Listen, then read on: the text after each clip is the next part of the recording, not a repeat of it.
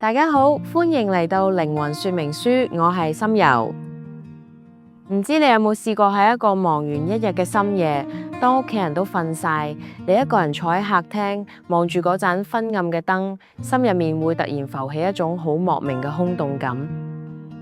明明我哋行到40歲，事業穩定咗，生活亦都上咗軌道，我哋擁有嘅比20歲嗰陣多好多，但偏偏嗰種唔知為咗乜嘅鬱悶感反而越嚟越重。我哋好似一架行咗好耐、保養得好完善嘅跑車，但係個引擎開始發出咗一啲得你自己先聽到嘅怪聲，你開始驚，我係咪老咗？我係咪開始走下坡啊？今日我想同大家分享一本幫我喺呢片大霧入面電到燈塔嘅書《重啟人生 From Strength to Strength》。作者 Arthur Brooks 佢點出咗一個好殘酷但又充滿希望嘅真相。我哋好多人之所以覺得心累，係因為我哋仲用力追求緊一啲注定會消逝嘅嘢，而忽略咗嗰份即將要覺醒嘅新能量。今日我哋唔講生存，我哋講重啟。我哋一齊嚟睇下點樣喺人生嘅中場進行一場最溫柔嘅大執位。喺書入面，作者 Arthur Brooks 提出咗一個好重要嘅心理學概念，幫我哋解釋咗點解40歲會咁焦慮。佢話人嘅智力系統分為兩種，第一種叫流體智力 （Fluid Intelligence），呢種係我哋後生嗰陣最強嘅武器，包括反應快、記性好，可以同時處理好多複雜嘅運算。但係好殘酷嘅事實係，呢種智力喺我哋20幾歲到30歲就會到頂，之後就會慢慢下跌。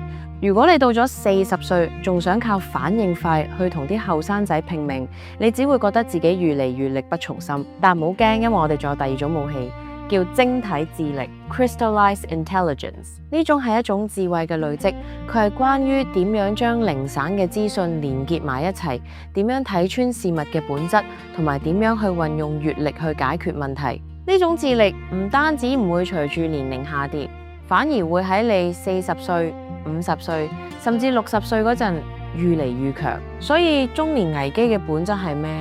其實係因為你個系統正喺度由流體智力轉向晶體智力，但你個心仲執着住舊嗰套模式唔肯放手。咁樣我哋點樣可以順利轉台呢？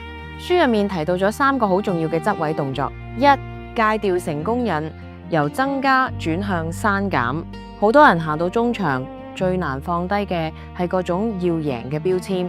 作者提到一個概念叫奮鬥者嘅詛咒 The Striver's Curse。我哋習慣咗用下一個成就、下一個數字嚟證明自己，但呢種快感就好似飲鹽水咁，越飲越渴。所以40歲後嘅第一個大執位係要學識做一個反向願望清單 Reverse Bucket List。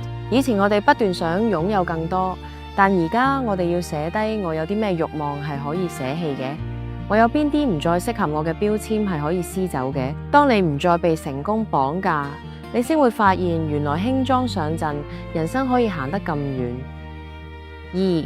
由個體樹變成戰陽林，建立靈魂連結。書入面有一個好靚嘅比喻，作者提到一種樹叫戰陽 Aspen。表面睇每一棵樹都係獨立嘅，但其實佢哋地底嘅根全部都係連埋一齊，共用同一個生命系統。我哋年輕嗰陣好想做嗰棵最高最搶眼嘅樹，但係到咗40歲，你會發現一個好殘酷嘅真相。如果你只係一棵獨立嘅樹，當風暴嚟到，或者當你老去，你會好孤單。我哋要學識建立深層連結，去揾一啲可以同你傾靈魂、傾恐懼嘅真朋友，將你自己嘅根同其他人連埋一齊。呢種相互扶持嘅力量，先至係應對中年危機最強嘅防線。3. 調整動詞，用人生7字咒消融焦慮。如果一定要我喺書入面揾一條藥方去醫好我哋嘅焦慮，我會揀作者送俾我哋嘅呢7個字：用嘢 use things， 愛人 love people， 敬畏神 worship the divine。聽落好似好簡單，但其實我哋好多人之所以活得咁辛苦，係因為我哋將呢幾個對象嘅動詞完全搞錯晒。第一係用嘢 use things， 金錢、名利，甚至係我哋追求嘅成就，本質上都只係工具，係攞嚟用嘅，而唔係攞嚟愛嘅目標。第二係愛人 love people，身邊嘅家人老友先至係唯一值得我哋投入全部愛嘅對象，而唔係攞嚟達成目標嘅工具。第三係敬畏神 ，worship the divine。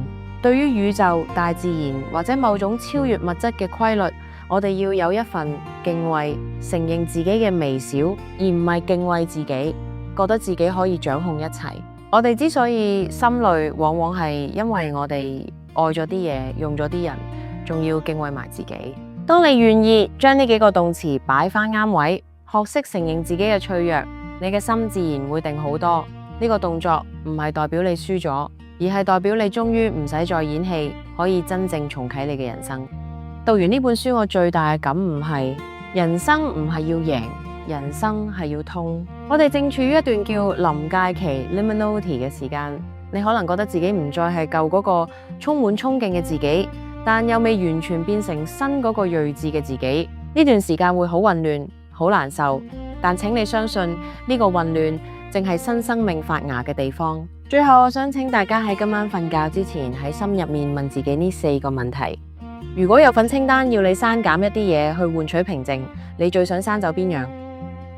你身邊有冇一啲漸陽臨息嘅朋友，可以俾你無懼咁展露脆弱？喺你嘅生活入面，你係咪淨喺度用緊嗰啲應該去愛嘅人，愛緊嗰啲應該去用嘅嘢？你願唔願意相信，當你重新執位呢幾個動詞嗰一刻，你先真正擁有自由？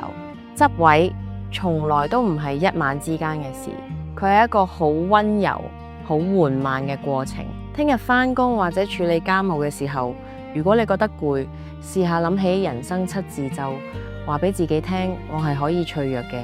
如果你覺得呢個中場行得好孤單，試下喺留言區留一個心，或者寫低你今日最想清零嘅一件事。我哋雖然隔住個熒幕，但就好似漸陽林一樣，我哋嘅根係連埋一齊嘅。祝你今晚有一個安穩無夢嘅睡眠，我哋一齊溫柔地重啟。我係心柔，多謝你陪我行到呢度。如果你覺得呢集分享幫到你，記得訂閱、撳 like 同分享。我哋下集見，拜拜。